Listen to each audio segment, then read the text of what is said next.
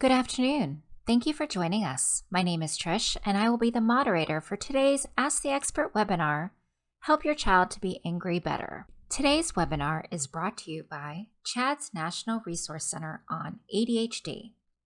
Our mission is to improve the lives of people affected by ADHD. If you have any questions about ADHD, please feel free to contact CHADD, and one of our health information specialists will provide you with information and resources. Thank you, Dayle. Thank you very much, Trish. It's a pleasure and quite an honor, and I appreciate CHADD for giving me this opportunity.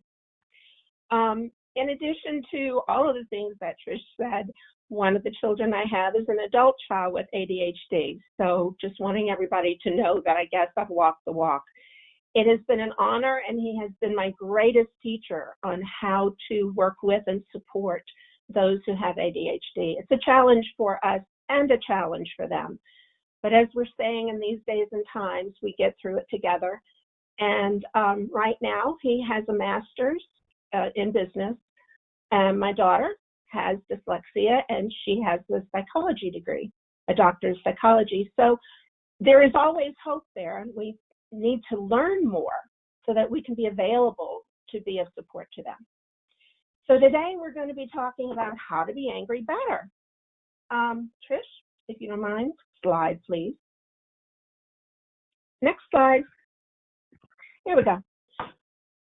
These are very difficult times. If I had given this presentation in January, and this is a scaled down version of the original presentation that I gave at the conference because of time constraints. But if we did this in January, this slide actually wouldn't be in here. So I wanted to take in consideration what we're all going through right now, and we have to concentrate on ourselves as well as being parents of children who have difficulties much of the time anyway. I want to start by mentioning something. Imagine for a minute that you have your world around you. You like your world a certain way. I kind of like to have the top on my toothpaste. Some people like their houses tidy, and some people are really comfortable with everything just lived in. Some people like the toilet paper roll going from the top and the bottom, and none of that is wrong. We are certainly entitled to have our world the way we want it. And the issue is that we bump up against each other's worlds. It's kind of like bumper cars. We're not responsible for other people's feelings. However, what we're accountable for is recognizing we're bumping up against other people's worlds. And I may like some things in my world differently than the way you like in your world. And I think a lot of the issue is we really don't communicate either with ourselves to even know what we need in our world, or we don't communicate well enough with others to tell them what we need or want and how we can each help to make each other's worlds better. So we have a belief system that we have control over the outside world, and we certainly deserve to have our world the way we want it until people in the universe decide to mess it up, and that can be a problem. Trish, next slide, please. There we go. Yeah, so our world has been messed up royally without our permission. Where we had difficulty before, and the difficulty was trying to negotiate the world outside of our home, now we really have to focus on ourselves. We really do have an opportunity to identify our needs and our wants, where we're not bouncing off the outside world. We get a chance to decide, how do I want my world? What do I want in it? What don't I want in it? How do I want to treat people? How do I want to be treated by people? So it's very important to know that we have the opportunity to reassess and design that. How are we feeling now that the universe has decided to mess up our worlds royally? Trish, next slide, please. All of these. We feel all of these. All of these live in our bodies at the same time. There's many more. That's confusion, and misunderstandings. There's happiness and love and joy, all of these. But when our worlds are messed up, these are usually the big ones. Understand that these emotions are these feelings, and there's a difference, and I'll talk about it in a minute. These feelings have definitions. They serve a purpose in our world, and that purpose is to signal us that something is going on in our outer world. That's actually the purpose of a feeling. So if we can identify that I'm sad, and then I look into the world, it's like my sad feeling is saying, Dayle, look, you've lost something in your world. Something is missing in your world. I get an opportunity to stop and look at my world and go, what's missing? Well, right now, a lot of the people I love, a lot of the things I love to do, that's missing. And yeah, I'm in grief over this. The world that I had before isn't the same. And there's a little fear too that I don't know what my world is going to look like once I cross my door and have that freedom again. The fear, by the way, if I look inside and I feel afraid or worried or scared or have anxiety, that means there's imminent danger. Now, that's different than imagined danger because worriers have a tendency to live in our heads, and we can think of imagined danger of all kinds of things in the future. But the truth of the matter is we have imminent danger. In January, when I've had this presentation, I asked somebody, I said, when's the last time you really had real danger, like a saber-toothed tiger charging at you? And almost everyone said, I haven't had real danger in my life ever. Some obviously said, oh yeah, there was a time when. But the most of the time, we don't have real danger. But now, this is imminent danger. We have to accept that this is the world we live in. And we all are in fear. We don't know what that future looks like. So what I actually recommend people to do is go only 1 week at a time. You don't look past next week. You plan for today, and you have a schedule every day for the week, and see what you can do about making it how you want your world to look, and cooperate with other family members. Like going on vacation, make sure you ask everybody what they want to do when they're on vacation. What does their world look like when they go there? So we all can share each other's visions and help each other get our worlds, at least some of our worlds, the way we want it. So in these days and times, I always suggest only go 1 week out. And of course, anger. The definition of anger is we're not getting what we want in our outer world. And sometimes we got something we didn't want. I didn't want this isolation. I wanted the connection, and I don't have them. So of course I'm angry. There's being angry at people, and then there's situational anger. We have the right to that. Next slide, please. And here we all are. So we're here to talk about anger. We're trying to figure out, how do I do it better? We need to know that the way we react with anger now is programmed in us. The people we lived with and we grew up with, if we think about it, we kind of mimic the way they behave when they're angry. That's because we have mirror neurons in our brain that mirrors what we see, and that goes and it plants into our brain. And so we're just kind of at the discretion of what our brain chooses to do. It's kind of reflex, our reaction to things. But we actually can command ourselves a little more by doing some techniques that I will teach you. We have the right to our anger. We really can't control the outside world. We can try to, and most of it is to make the world the way we want it. But then we're conflicting with people and how they want their world. So that's part of the conflict. But we can control our inner world. The anger lies within us, because when the outside world isn't the way we want it, our body produces anger. And it's what we're going to do with it. If you go to a restaurant and you're sitting having a nice meal and the party is sitting next to you is having a blast and they're loud and they're cutting up, you don't go to them and say, hey, y'all need happy management classes. And if you're in a movie theater and someone next to you is sobbing because the movie reminds them of a recent loss, you don't go to them and say, hey, you need sad management classes. Well, we don't need to manage our anger. What we need to manage is our anger behavior. And then we have to learn how to command the anger behavior. Anger is a feeling. It's a sensation. It's a signal to tell us our world is off. We should not be afraid of anger. And in my opinion, and you'll hear it later, I don't think we need to manage our anger. We need to manage our behavior. Next slide, please.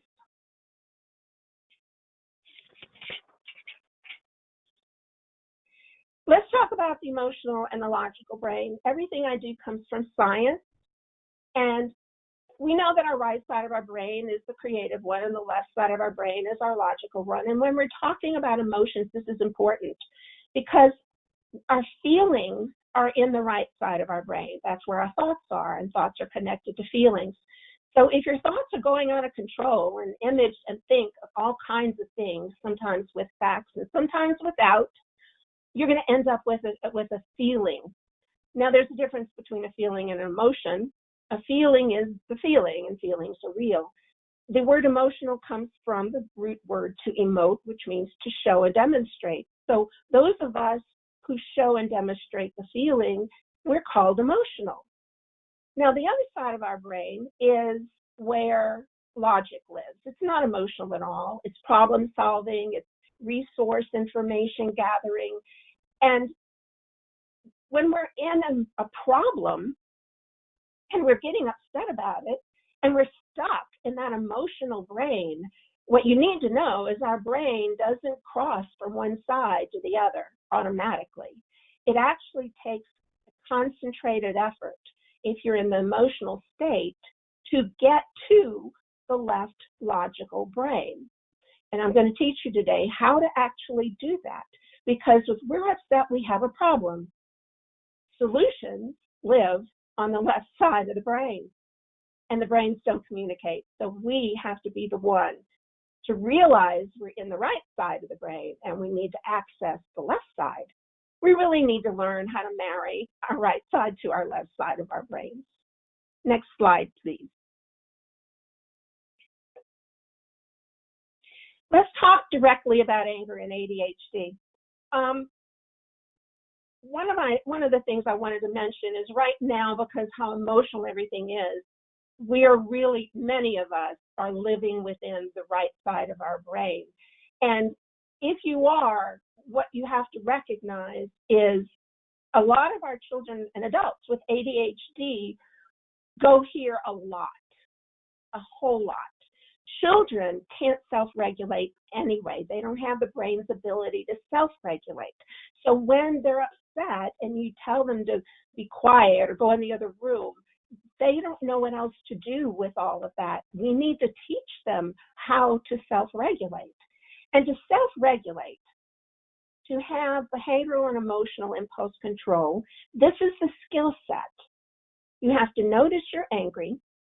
You have to think about why you're angry. You have to consider your options, and you have to choose an appropriate response.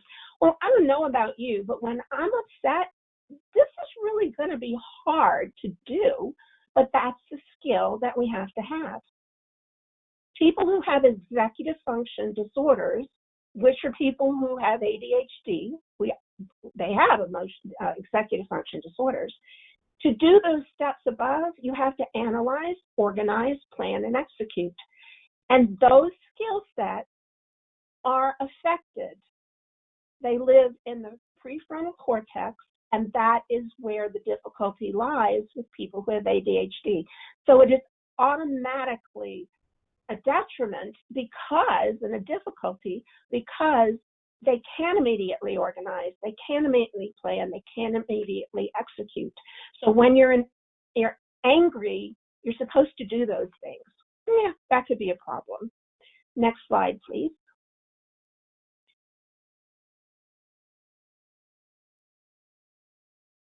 Next slide. Here we go. Let's talk again about anger very quickly. I want to remind you the definition is when we're angry, our body is saying somebody just rocked your world. Something is off. Something disrupted it. They either put something in it we don't want or they took away something we wanted. Next slide, please. So here's the catch. The hardest part of what I'm going to show you today is this, trying to decide what you want. You know, somewhere along the way, sometimes we're told it's selfish to want, but if we can't identify what we want, we're not going to be able to get it. So let's see how good you are, the little test, and I'd love participation. Trisha's going to help me with this. Let's see if you can figure out what you want. Here's this problem. Your children are jumping on the furniture. Ready? What do you want? Would you please, some of you guys, play with me and answer that question? And Trish, I'd love to hear the first 3 answers. Okay, everybody, just go ahead and type it into the question box, and I'll go ahead and read those out loud. Okay. What do you want? The first one is take that energy outside. The okay, second one, but I want to say that's the solution. I'm not hearing what you want. That's your solution, which is good. It'll come. But that doesn't answer my question. That's usually the answer. There's a couple of other usual ones. Another one? I want them to stop jumping on the furniture. Another usual answer, but that's still a solution. You're still not telling me what you want. Another one. And the third one is attention. Okay, they want attention. Now that may very well be what they want, but that's not the question. I'm asking what you want. So I want you to know very few people know how to answer this because we don't live in a mindset of wanting. Well, here's what I would want. I want my furniture to stay intact. I want people to be able to sit on it. In addition, I want my children to be safe. And if they continue jumping, they might break my chair and they might get hurt. That's what I want. And we're going to come up with a solution later. But let's try another one. Your significant other doesn't come home on time. I figured maybe we do one for an adult. What do you want? Any answers? Okay, let me skip down here. Okay. Thank you. What do you want? For them to call? Besides one, I'm sorry? Yes. I them wanted to them call. to call. Okay, yes, that's what I want. Uh-huh. That's also a solution. I wanted them. Go ahead. That's a solution. For the next time. A person to be home to help support. Okay. So what I want is a person to come home on time, and I want that person to support me, and I want that person to keep their promises. Those are some of the things that I want. Now, the first answer is a good solution on how to solve it in the future. But listen how we talk. We need to teach people what we want. If I'm watching TV and I can't hear it because the person next to me is talking on the phone, yeah, I might want to kill them, but no, that would boomerang and I don't want to be in trouble. So what do I want? And some people would say, I want them to go in the other room. Well, that's also a solution. But what I really want is to be able to hear the TV. So I'm challenging you guys. When you say stop, that's still not telling them what you want. You're not communicating anything. And it's very important to communicate with people, with yourself first, what do I want, and communicate with others. If I say to you, hey, I would like this instead, do you think you could help me out? Now they know. So let's talk a little more about anger management. Next slide, please. I hope this is making sense to some people. All right, anger management. Remember a little while ago I said a pet peeve of mine is the phrase anger management? Well, there's a reason, because the structure that we use now, to me, I'm just presenting this, doesn't make sense to me, because the way it's structured now is, okay, think about what you're doing, go in the other room and think about what you're doing. And I have a feeling here. I understand. And now I have a behavior. So thoughts create feelings, and feelings create behaviors. That's what's normally thought of. It doesn't work for me. Let's slide, and I'll show you why. Okay, here's an anger event. So you have an event. That event causes a reaction in your body. Now, that reaction is anger, and as a result of that, we have a behavior. Now, underneath, these are normal, inappropriate behaviors. Fortunately, every now and then, I was one of those people. I'm on this list, or I was. I hope you identify with some of these, because these are normal, inappropriate behaviors. And again, if you think about it, remember the people you lived with when you were kids. Well, this is what you were wired with. You didn't know any better, but now you do. So here's what happens. An event happens in your world, and it makes you angry. That's your behavior then, is to maybe yell at them. Well, your yelling is rocking their world. So they're going to have an anger reaction, and they may start cursing you. Well, their cursing rocked your world, and now your reaction, your anger is bigger, and so we're going to amp up, and we're going to have an arm wrestling match just to prove that my anger behavior is bigger than your anger behavior, and the whole issue isn't ever going to be resolved. That's how it usually works, I think, maybe at least most people. Next slide, please. So here's the theory. Our thoughts create feelings, our feelings create behaviors. But let's go back to those skill sets on what we need for emotional behavioral impulse control. You have to first notice you're angry. Well, anger management doesn't start with that. The second thing you need is to think about why you're angry. Well, wait, anger management starts with thinking. Consider your options. Well, that's the behavior. And then choose a response, and that's the behavior. So actually, the order that matches the skill set necessary for behavioral emotional impulse control is not this format. It's different. Next slide, please. Let's try a different theory. What if we start with this first? Oh, I'm angry. Uh-huh. Yeah. Uh-huh. Oh, I'm furious. What did I want? I wanted you to close the refrigerator door. That's what I really wanted, but no, you left the door open. So what am I going to do about this? How am I going to solve a problem? Because I've got a problem. I want the door closed, and I want my child to be able to follow directions. So what am I going to do about this? This is my problem. It's not his problem. My problem.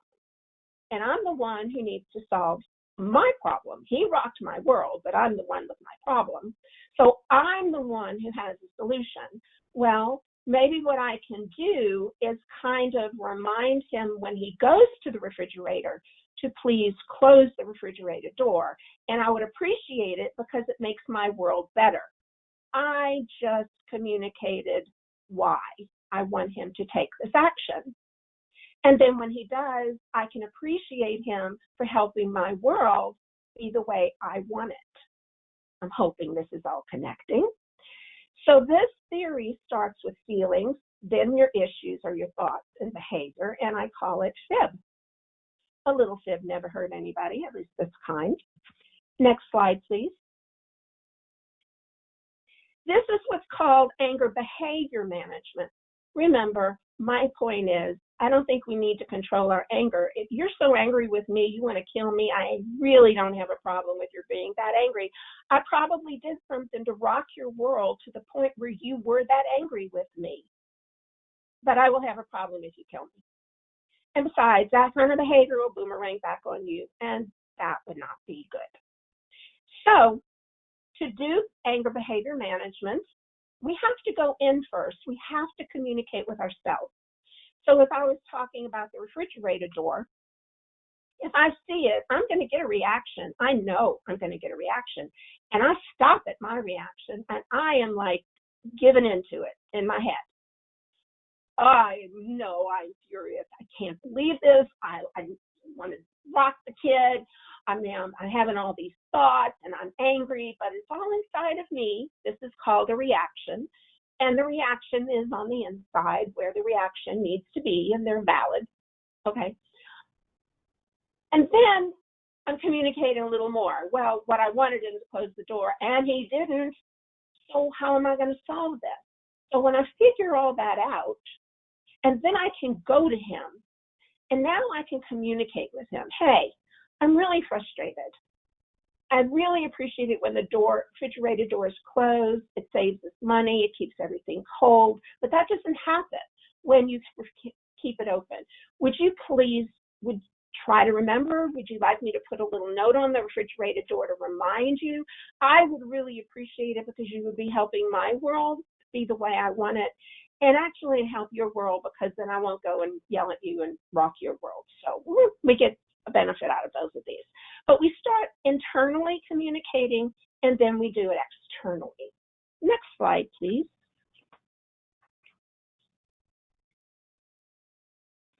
Here's an example. Oh, I am angry, frustrated, mad, furious, livid. I am all of those things. And why? I'm not getting what I wanted. What did I want? I wanted the door closed. That's the answer. But what I want is the refrigerator to stay cold, and I want my utility bill down. So how am I going to make that happen? I'm the one who has to find the solution. I'm going to make some suggestions. I'm going to ask my kid, how are you going to remember to close the door? Maybe we can come up with a solution together. The more that they can learn problem solving, they'll learn to activate their left side of the brain. They're not the best problem solvers because they're trapped in the right side of the brain. We have to teach them how to problem solve.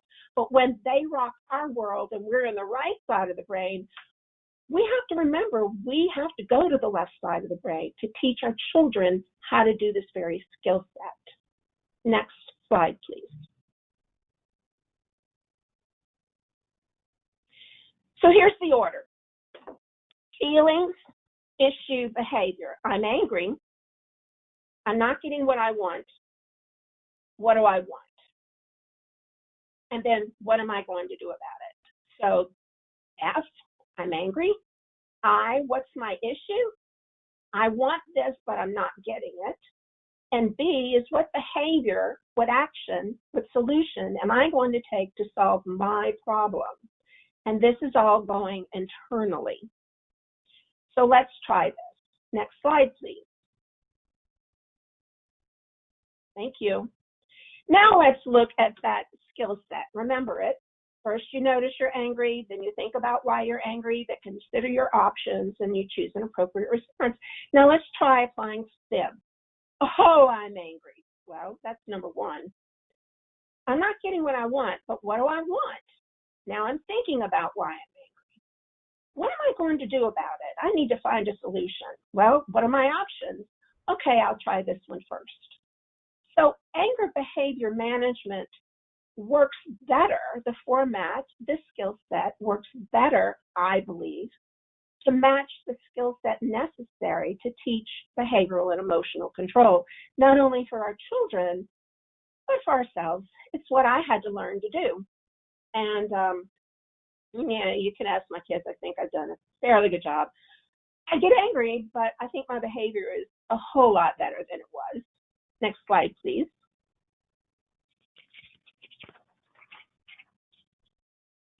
Okay, so this is your template. I wanted to make sure you had something that you could follow. I'm giving you something again at the end. So you have to go in because that's where it's happening. Someone rocked your world and you're upset. We don't want to react to the outside. We want to respond to the outside. So we get to react on the inside and we get to go for it. I am furious. I am angry. I can't believe this. Why did they do this? Blah, blah, blah. And then we have to say, what is it that I want? Because I've got a problem I need to solve. So I've got to access my left brain to solve this problem. the longer we delay in solving the problem, the angrier we're going to get. So we have to recognize our world is messed up and I've got a problem and I have a right to my anger and I need to solve it. In these days and times, we're not in control of how to solve this problem. But what we are in control of is how we're going to solve our little immediate problems in our little immediate world behind our 4 walls or 10 walls or whatever we have. That's our world right now. And this is where we need to put our focus, in the here, in the now, in what we can control. So let's work on what we have that ability to control day in and day out. And let's pray or whatever we need to do to make sure the people on the outside of our world can put our world back together again. Next slide, please. Okay, so I figured out what I want. I got it. I'm angry. I want the refrigerator door closed, and it's not. And I want the door closed because I want the refrigerator to stay cold with my food, and I want the electricity bill down. But now I need to talk to them about it. And the way I talk to them about it is exactly the same way I did it inside. Everything I said inside, I'm going to say exactly the same way outside. Next slide, please. This is how you do it. It's the same thing. Hey, I'm really angry. I want the refrigerator to stay cold, and I want the stuff in it to stay cold, and I want my electricity bill down. But that's not going to happen when the refrigerator door is open.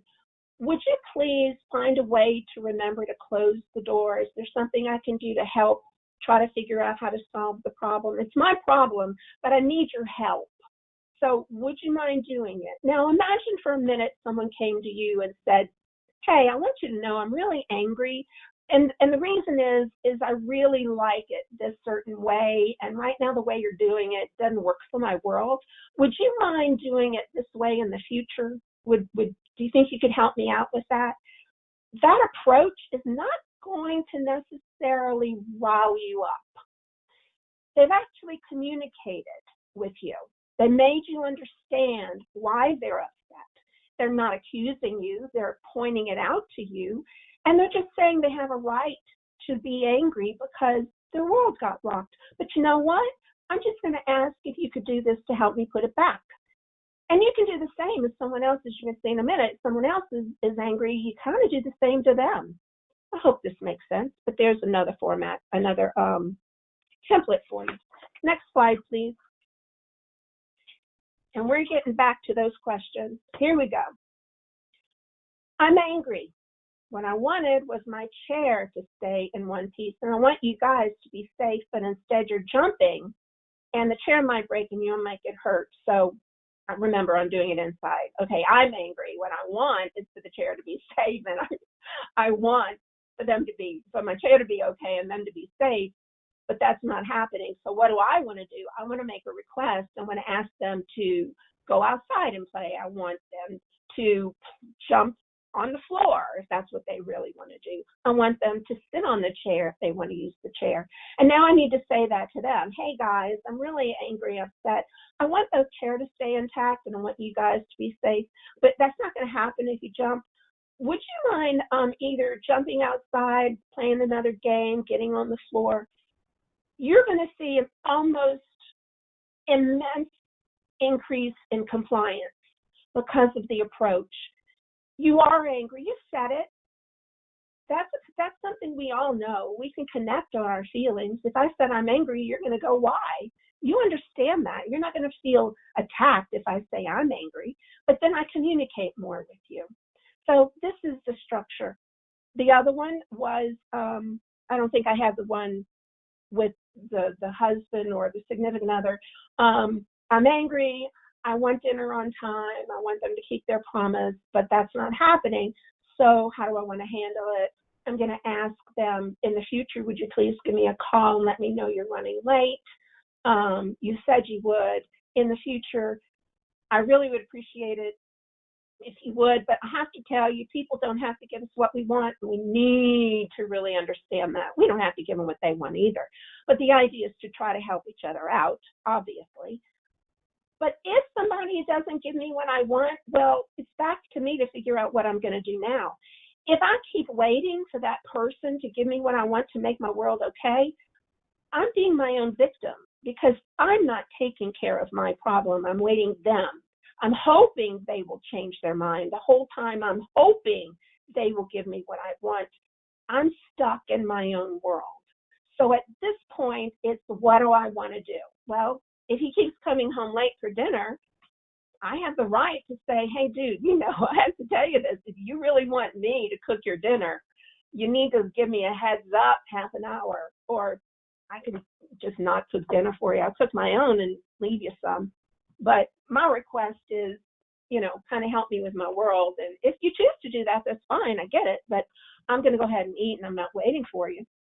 Because I get to do that. I get to have my world the way I want it. And there's just so much that I'm willing to be cooperative and patient and kind, but at some point, if I'm not getting cooperation, kind back, and someone helping out my world, okay, that's fine. I can still do what I need to do. I'm good. I'm not getting rid of that person. I'm just kind of letting them know, kind of changing my rules up a little bit. So if you really want to have dinner with me, yeah, got to be on time. Next slide, please. Oh, there it is. Okay, you have that, so I'm not going to go through it again. Next slide, please. I want to say again, make an effort to say this. No one has to give us what we want. No one. Nobody's world has to be like ours. I don't always understand Walmart fashion, if you have any idea what I'm talking about. I don't understand it, but that's their world. If they want to dress like that when they go to Walmart, okay, that's their world. I have an opinion, but I'm not going to judge them because they get to have their world. It's when their world crosses my world that I actually have a problem. And then I need to use a skill set to solve the problem and help. They will help cooperate with me to do that so I can cooperate with them. Next slide, please. Again, I want to say, there we go. Children and those with ADHD are not able to self-regulate. Some adults can't self-regulate. Part of this is validating our feelings, people. Our feelings are real. Let's acknowledge them. You don't have to do anything, but just know you have them. Acknowledge that you're upset. It's not going the way you want it. And we need to teach them how to problem solve because we need to learn how to problem solve when our world isn't right. So remember, that's what we're trying to teach them. Next slide, please. What if someone is angry? What if your child is angry? Sib them. It's so funny now. What I'm asking you to do is when somebody comes to you and they're angry, stop and look for a minute and just look at them and go, oh, wow, they're angry. Their world is just all messed up. I wonder what they wanted. Maybe I rocked their world. Well, let me hear what they have to say. And what's interesting is when I do this, I go, oh, you're really angry. I can see that. But you're telling me all the things that I did wrong. I'm not sure what you wanted me to do. What is it you want me to do? What do you want me to fix? What do you want me to do next time? How can I help make your world better again? Instead of that attack from us as animals will feel attacked and attack back, use your skill set. They're angry because their world isn't the way they want it. Can we help them out maybe? That's what this is about. I see you're upset. And with kids, I always say, if that happened to me, I'd be angry too. And I understand you wanted that cookie, but you can't have that right now.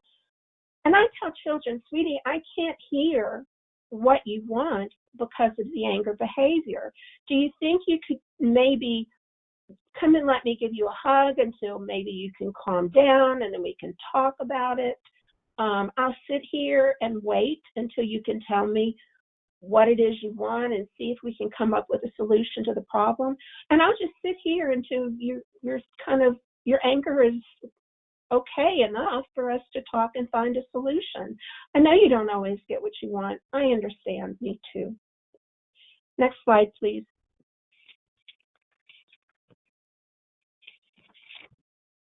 So this is your process form. When you're upset, take the form with you. Go in, Go through the process. When you figure out how you want to communicate, go fit someone else. Next slide, please. Remember, there are 3 rules of anger. You do not hurt yourself, you do not hurt others, and you do not destroy property. If you hurt yourself, you may end up in a hospital. If you hurt others, you may end up in jail. And if you destroy property, you might end up in jail. We don't want to have any anger behaviors that are going to boomerang and come back on us. I call those boomerang behaviors. I told a kid one time when we were talking about how mad he was with his mom and dad, little kid, and I said, okay, well, let's come up with some solutions. I'll start, let's kill him. And they went, you can't kill him. I went, well, I could, but why not? And they go, you'll go to jail. And I was like, oh, yeah, well, no, that was off the table. I don't want to go to jail. There's got to be a better way of handling this. So that kind of broke the ice for him, and we kind of started coming up with some different ways of solving his problem. We could do all those kind of things. Sometimes we want to do some of those things, key cars and put nails on the road, but it'll boomerang, and that would mess up our world, and it'll be our fault. One other big thing is let them have their mad. We're not comfortable with people when they're mad. We want to get away from them. Remember, their world is upset. Let them process it. Let them have their mad and tell them, I'll let you have your mad. I'll be in the other room. When you're ready to, talk to me, let me know. Just let them be in it and process it. That's what they need to do. Let's not rush through it, us or them. Next slide, please. How do we apply that to now, our circumstances? Well, please assess your needs and wants often. When you wake up in the morning, ask yourself, what do I need today? If you don't get your needs met, you're going to be resentful. And the needs are different than wants. But if you need space and you need time or you need to eat, if you don't get that, you're going to get resentful. So make sure you figure out your need. What do you need in your world to be okay? And then what's the one thing I want to do for myself today? If you're angry, ask yourself what you wanted. Let others know what you want. Fib them. Think of a solution. Consider that others don't know how to do this yet, y'all. And often they don't know what they want and they don't know how to communicate it. But if you learn this, it will be a role model for others. And they will automatically, their mirror neurons will figure it out and they'll mimic you. If someone is angry, remember their world isn't the way they want it. See if you can help them figure it out and see if you can support them. And that way maybe they can support you the next time. Next slide, please.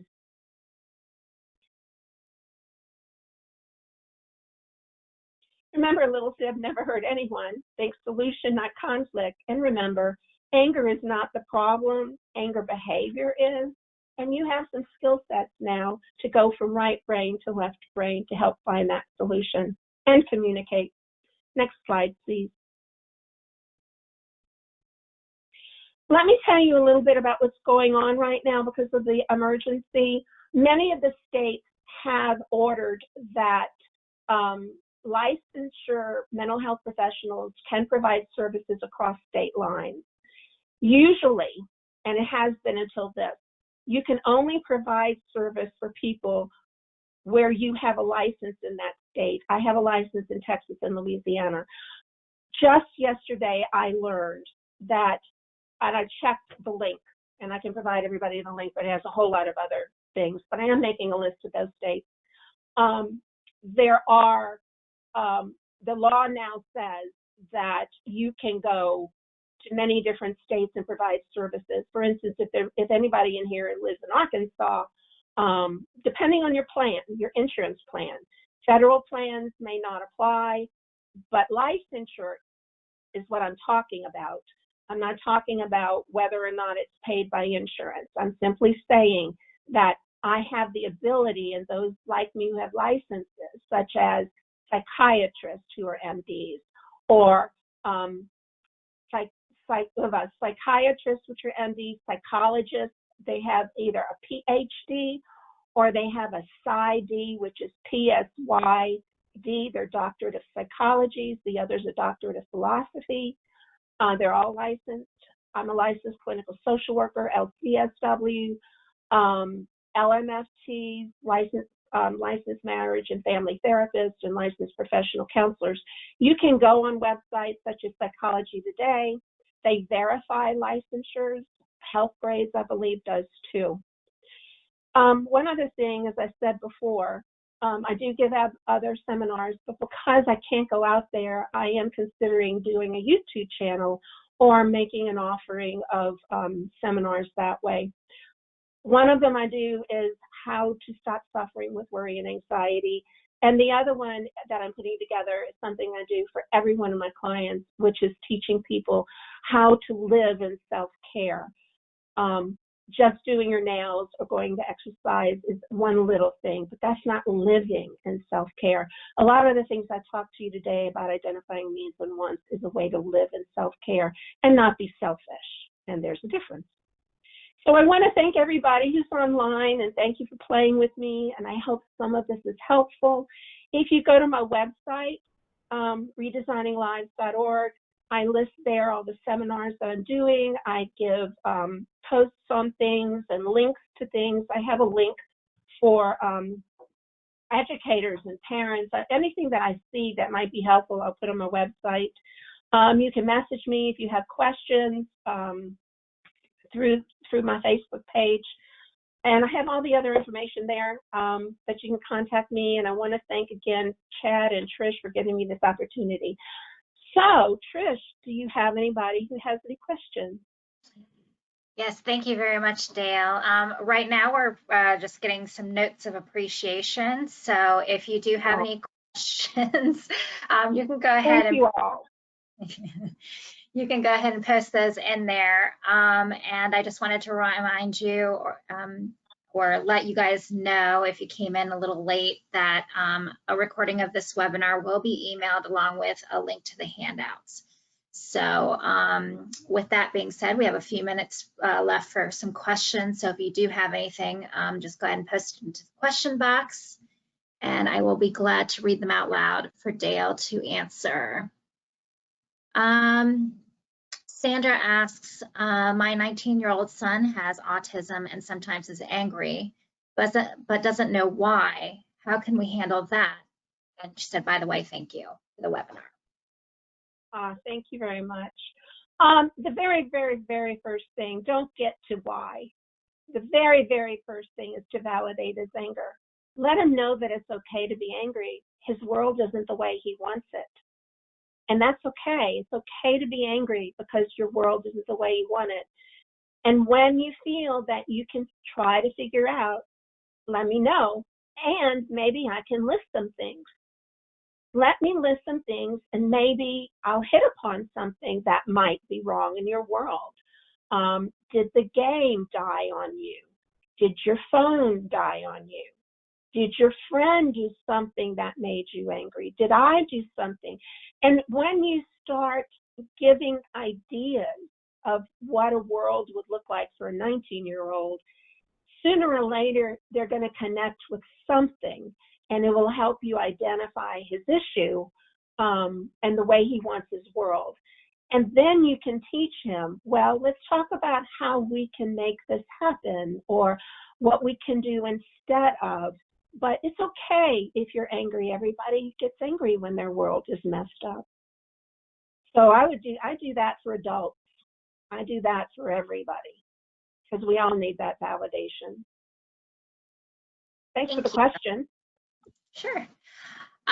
This one's a good one here. What if the child refuses to close the refrigerator door after you have explained what you want? Well, that is interesting, isn't it? I think that's a great question.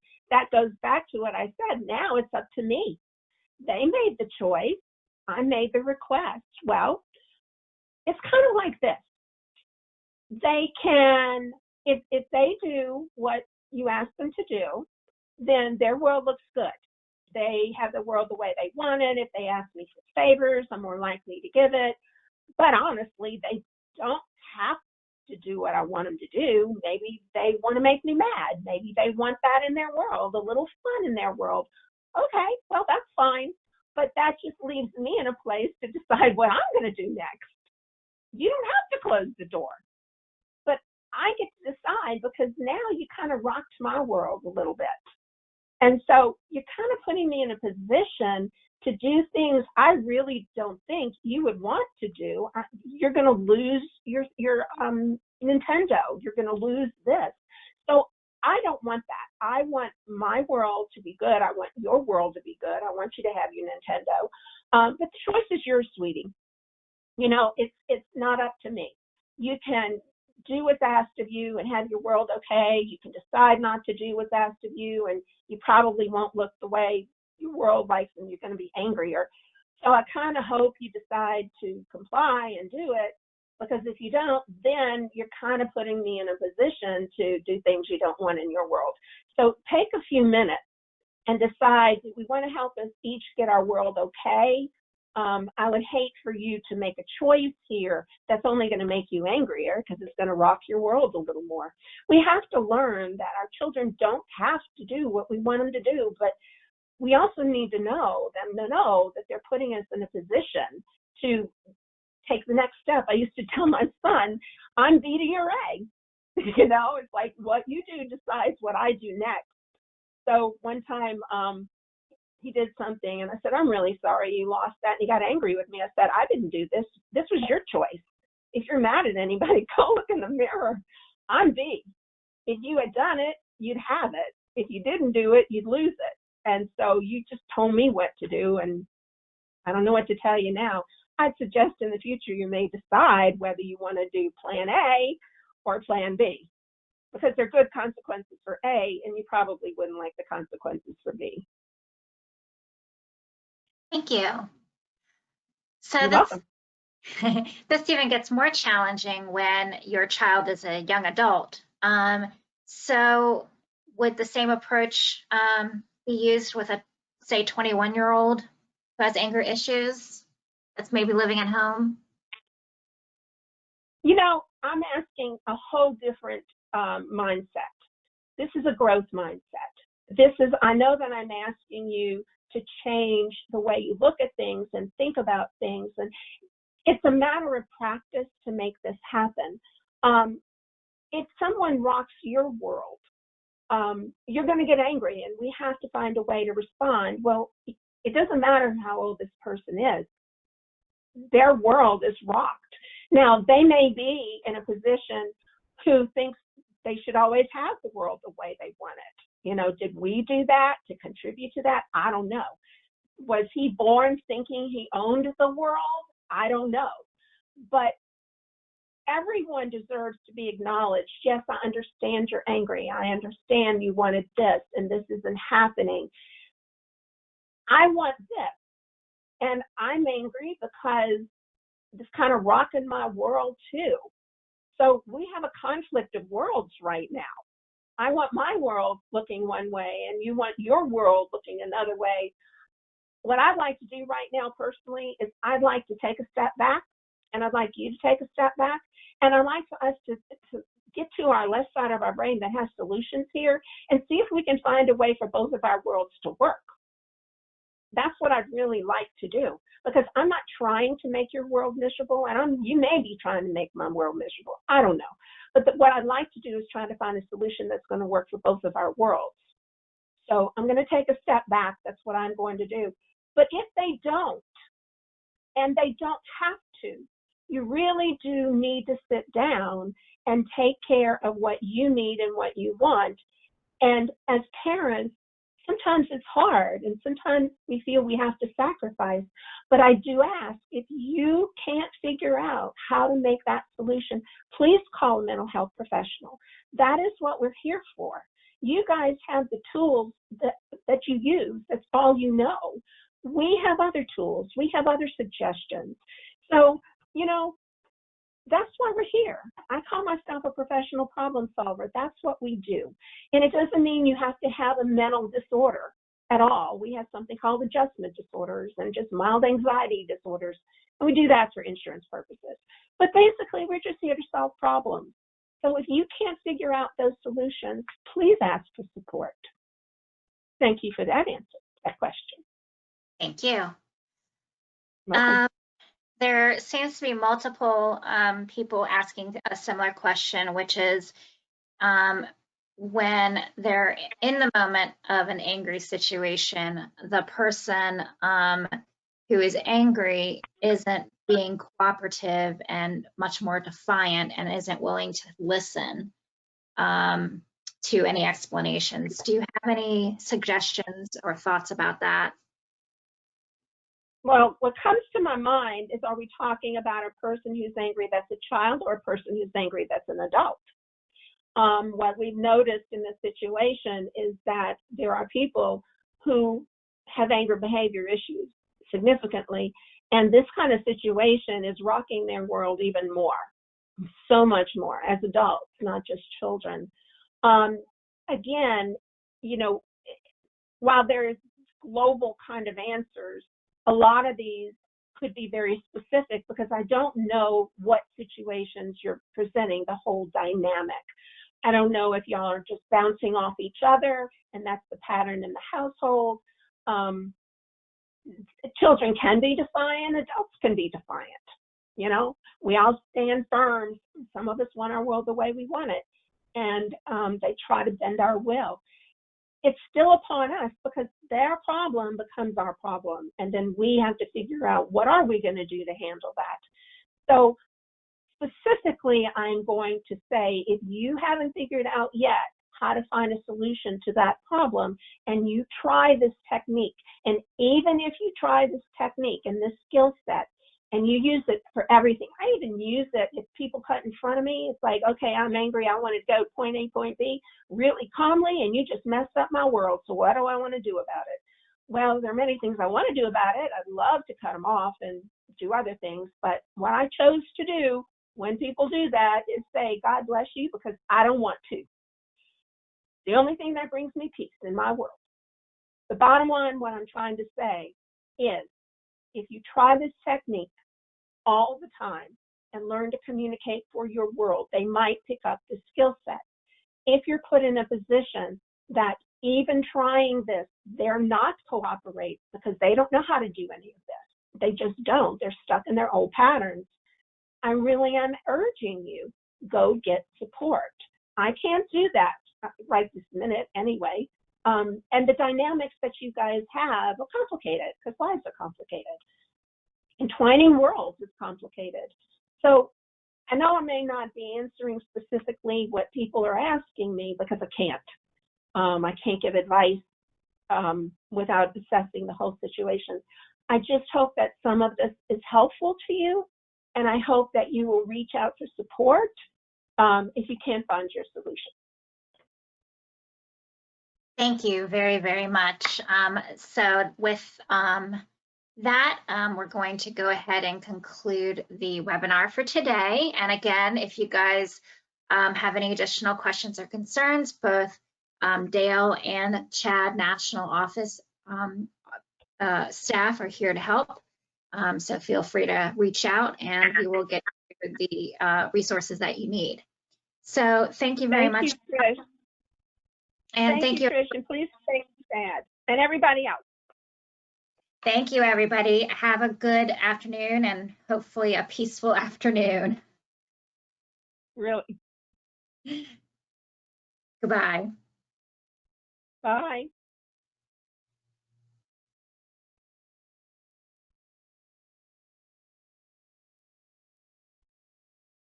Trish.